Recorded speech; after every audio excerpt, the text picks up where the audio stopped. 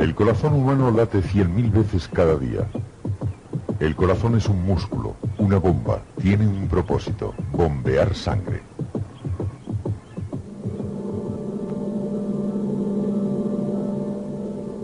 El ver sangre puede asustarnos o perturbarnos.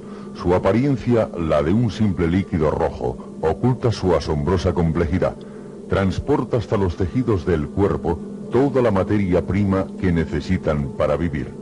Posee nuestras principales defensas contra las enfermedades y contiene los medios para detener su propia pérdida. A simple vista, una gota de sangre no nos dice mucho acerca de sí. Para aprender lo que es, miremos el interior del cuerpo. La sangre circula por un sistema de vasos.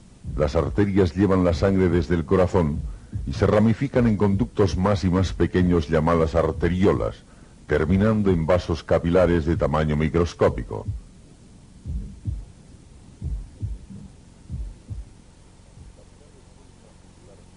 Los capilares vuelven a juntarse para formar vénulas que a su vez se conectan formando venas que devuelven la sangre al corazón. Los diagramas del sistema circulatorio suelen mostrar solo los vasos mayores que únicamente sirven para llevar sangre de un lugar a otro.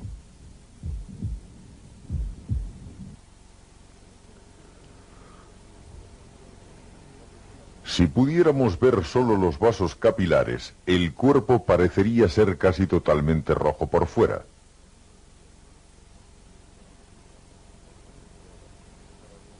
Y por dentro, un enmarañado laberinto.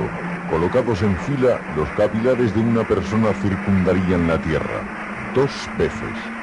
Cada célula del cuerpo queda cerca de un vaso capilar porque solo a través de estos puede pasar la carga vital de la sangre.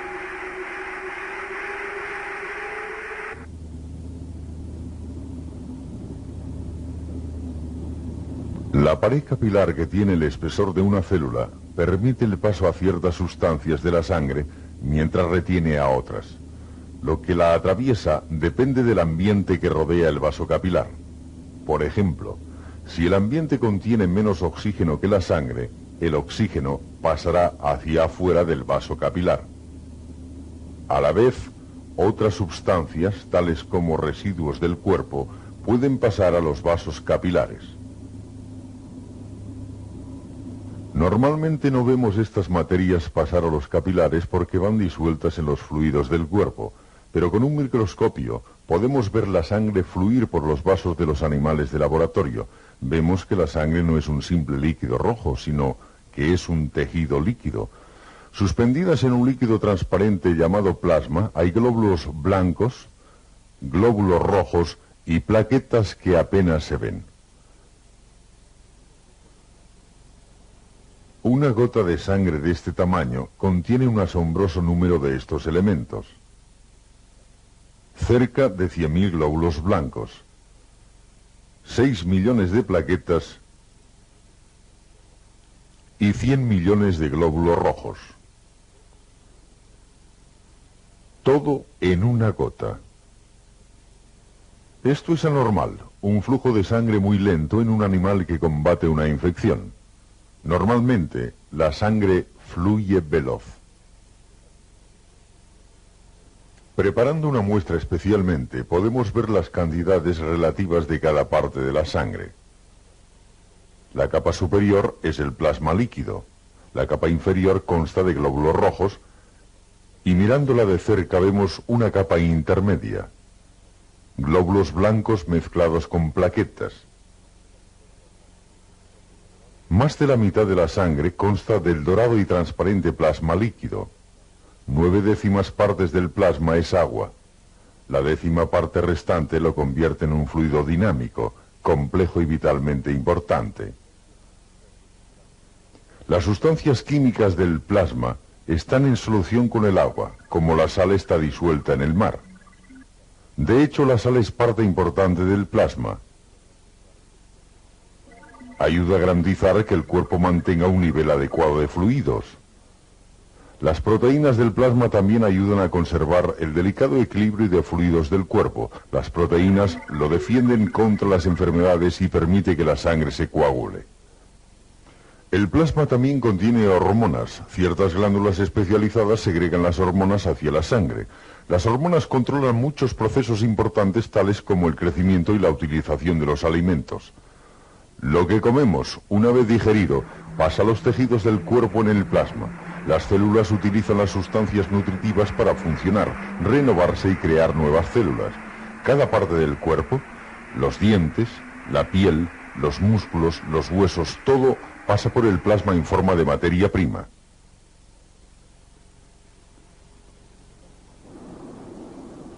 El plasma también contiene los desechos de las células. Los desechos fluyen de los tejidos a los vasos capilares. Ciertos órganos, en otras partes del cuerpo, retiran de la sangre estas dañinas sustancias químicas. Los riñones extraen desechos y ayudan a regular el nivel de sal y agua. El hígado también mantiene la calidad del plasma, eliminando las sustancias químicas perjudiciales y liberando sustancias nutritivas como combustible para producir energía. En los pulmones el oxígeno se disuelve en el plasma, pero el plasma no puede contener todo el oxígeno que necesita el cuerpo. La función primordial de los glóbulos rojos es transportar oxígeno, que tiene algunos componentes típicos que parecen bolsas flexibles pero no están vacías. Contiene una sustancia química llamada hemoglobina. La hemoglobina pone la sangre roja y posee una asombrosa capacidad para captar el oxígeno y luego liberarlo.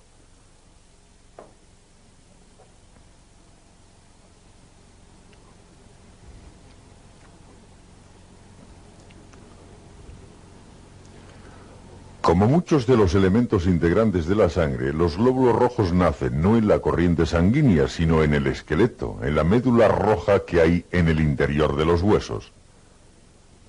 El glóbulo rojo proviene de una célula previa que pasa a través de varias generaciones.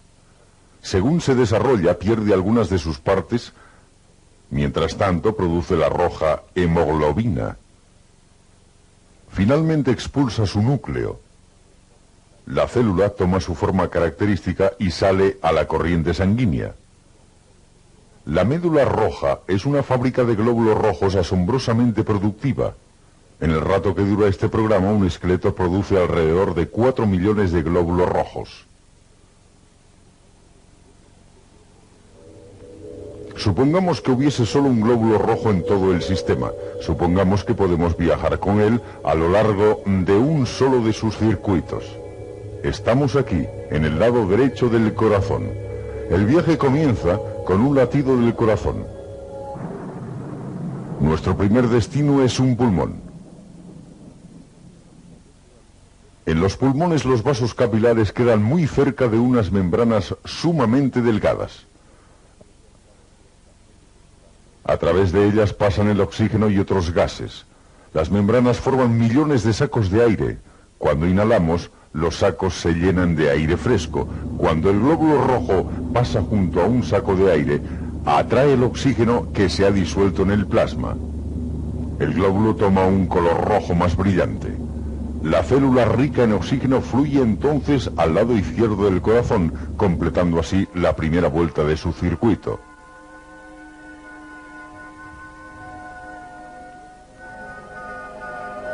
El corazón vuelve a expulsar sangre, esta vez hacia el cuerpo. La ruta que toma está sujeta al azar casi completamente.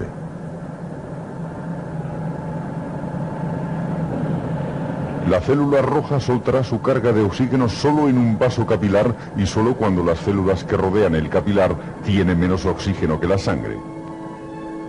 A la vez, recogerá parte del anhídrido carbónico desechado que se ha integrado a la corriente sanguínea.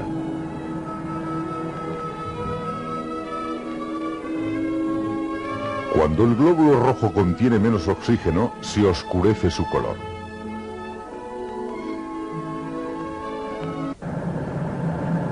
Los capilares son tan estrechos que las células rojas deben pasar apretadamente una a una, mostrando la importancia de su elasticidad.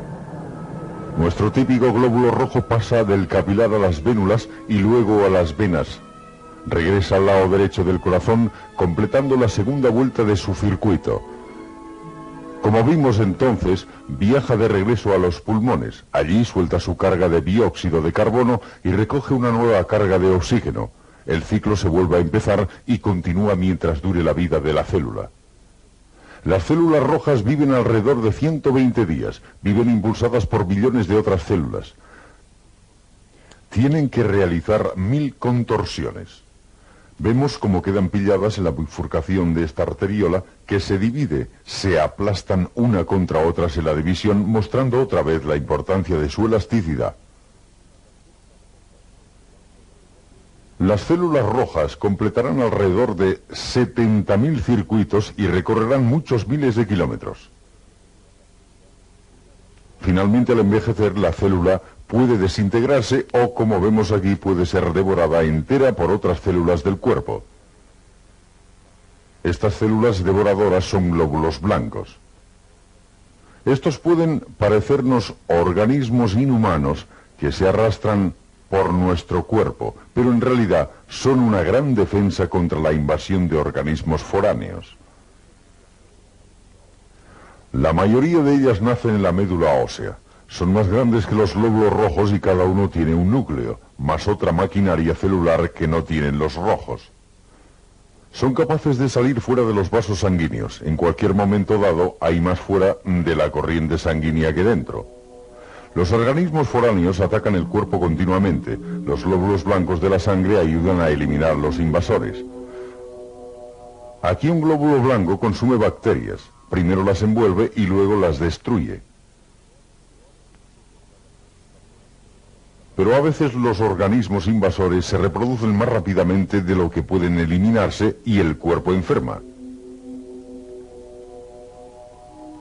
Por fortuna, la sangre y el cuerpo tienen una estrategia más para combatir la invasión: el sistema inmunitario.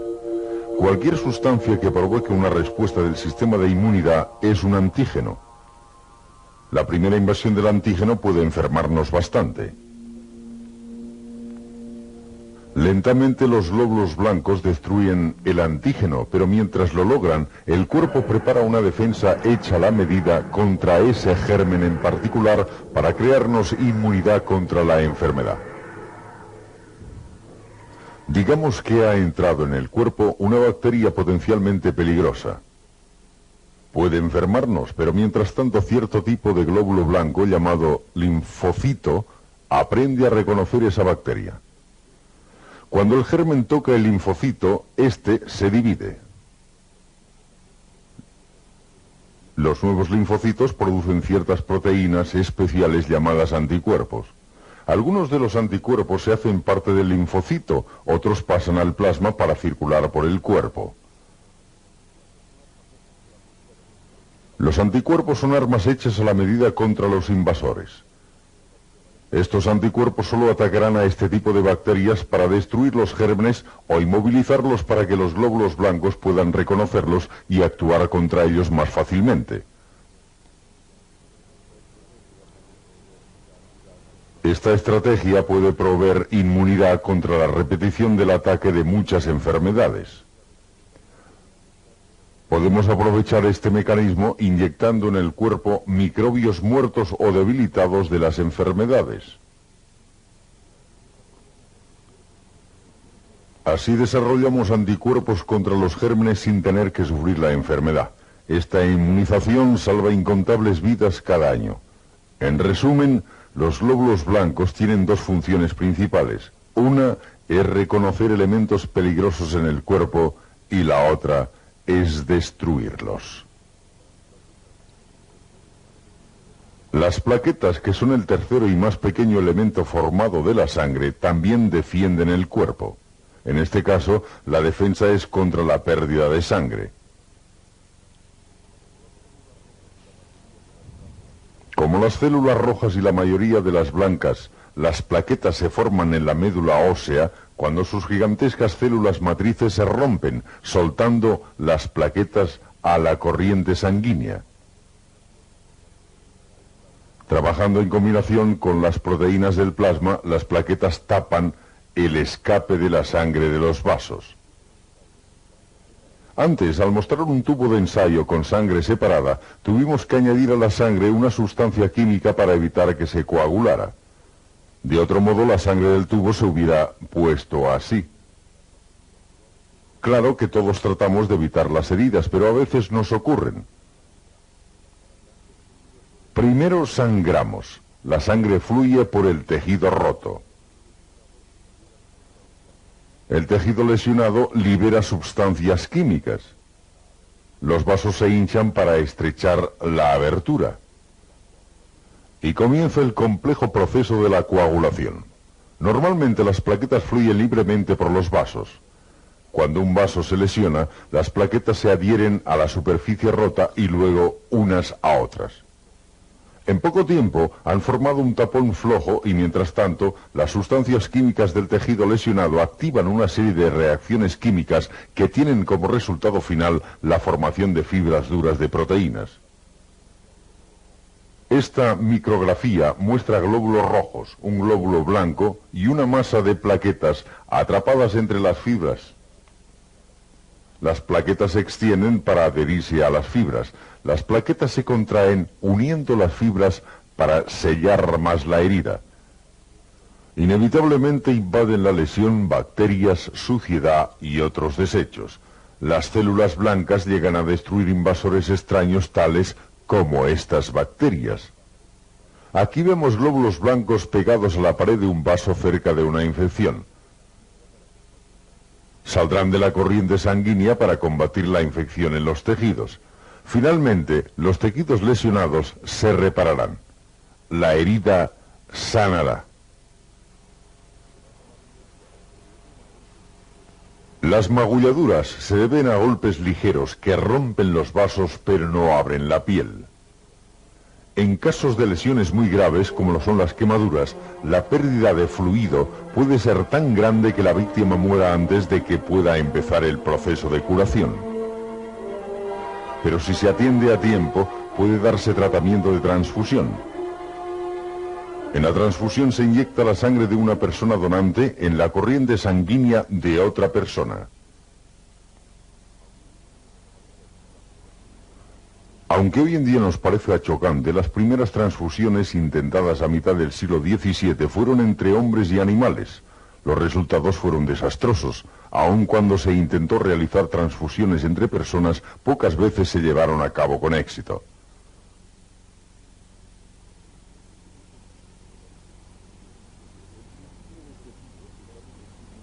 Desde el principio de este siglo se sabe que existen diferentes tipos de sangre humana. Solo es posible una transfusión cuando la sangre del donante es compatible con la del paciente. Antes de cada transfusión se realizan cuidadosas pruebas para determinar los tipos de sangre del donante y del paciente. Los tipos incompatibles forman coágulos durante la prueba, como vemos en la muestra de la izquierda.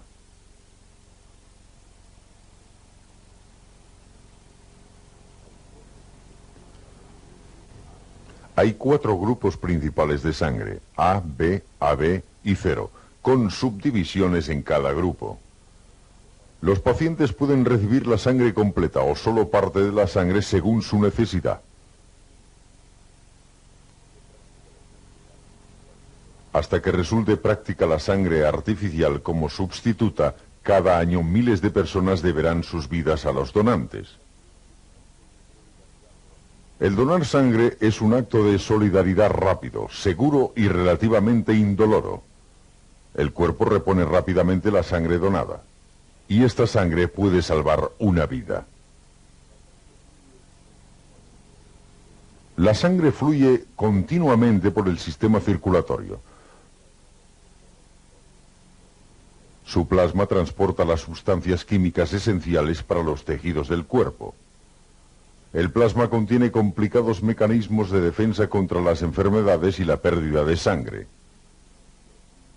Arrastra desechos y sustancias químicas que regulan y conservan todo el cuerpo. Suspendidos en el plasma existen elementos vivos con forma. Los glóbulos que cargan el oxígeno. Los blancos que reconocen y atacan las sustancias peligrosas y las plaquetas que cuidan de los vasos sanguíneos y juegan un papel esencial en la coagulación de la sangre. El plasma, los glóbulos rojos, los blancos y las plaquetas conjuntamente constituyen un tejido fluido de transporte. En conjunto son la sangre.